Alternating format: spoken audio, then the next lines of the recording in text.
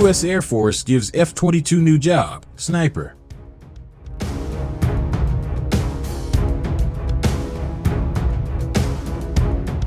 Think of the F-22 like a sniper. It can use force when needed, but its primary role in the Middle East is to provide surveillance.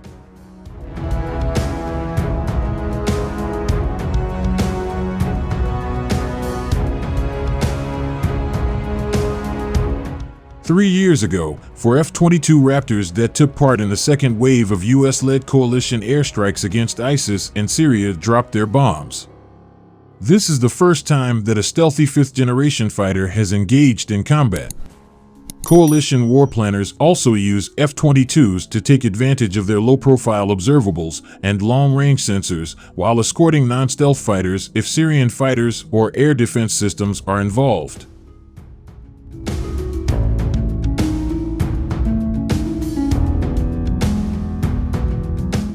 Fast forward to today, and the F-22 Raptors are still flying over Iraq and Syria and have shifted almost completely to the latter role, according to Air Force magazine.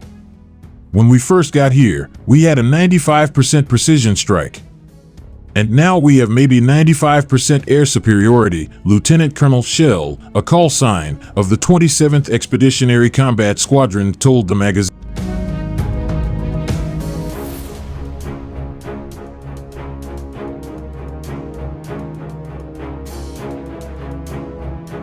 Air superiority is what Lockheed Martin and the Air Force designed for the F-22. But in practice in the Middle East, this mission usually means acting as a scout.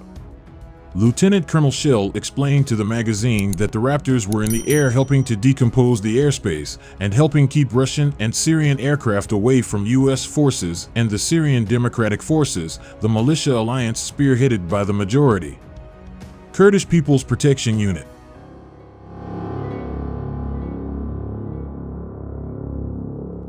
The F-22 can do this because of its complex array of active and passive sensors, which, combined with instruments, allow the aircraft to bind data together and present it to the pilot on a display screen. Additionally, it allows the Raptor to replace command and control aircraft such as the E-3 AWACS, with pilots scanning the area and alerting other friendly aircraft whenever one of them appears, while also warning Russian aircraft to remain vigilant. Away via radio if they come too close. As coalition strike aircraft approached their targets, the Raptors helped guide them in. Think of the F-22 like a sniper. It can use force if needed, but its primary role in the Middle East is to provide surveillance.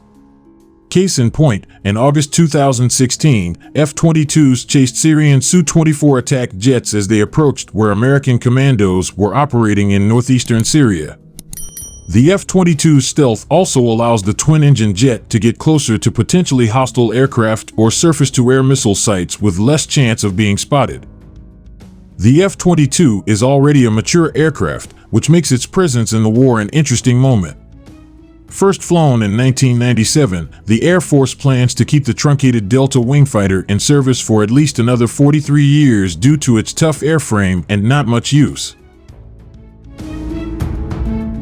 We came to find that we hadn't flown the Raptor as hard as that design mission in the 1980s to 1990s, or as we discovered during structural testing, so it's actually the airframe itself, without any lifespan extension program, good for around 2060, Tom McIntyre, an Air Combat Command Program Analyst, told the House Armed Services Committee in June 2017.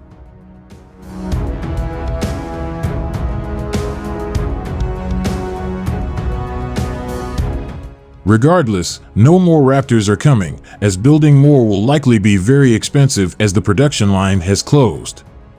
Aircraft computer hardware dates from the early 1990s and many components are made much older. The Air Force's position is that it doesn't make sense to restart F-22 production when it buys more than 1,700 F-35A Joint Strike Fighter stealth that has a new set of technologies.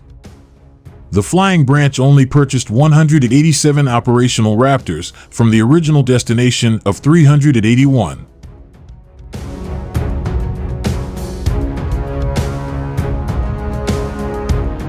The F-22 will also not fly into the 60s without an upgrade.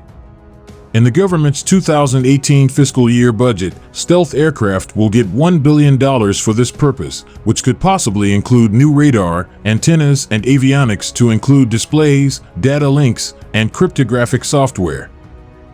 The Air Force could take the stealth features of the F-35 and apply them to the F-22.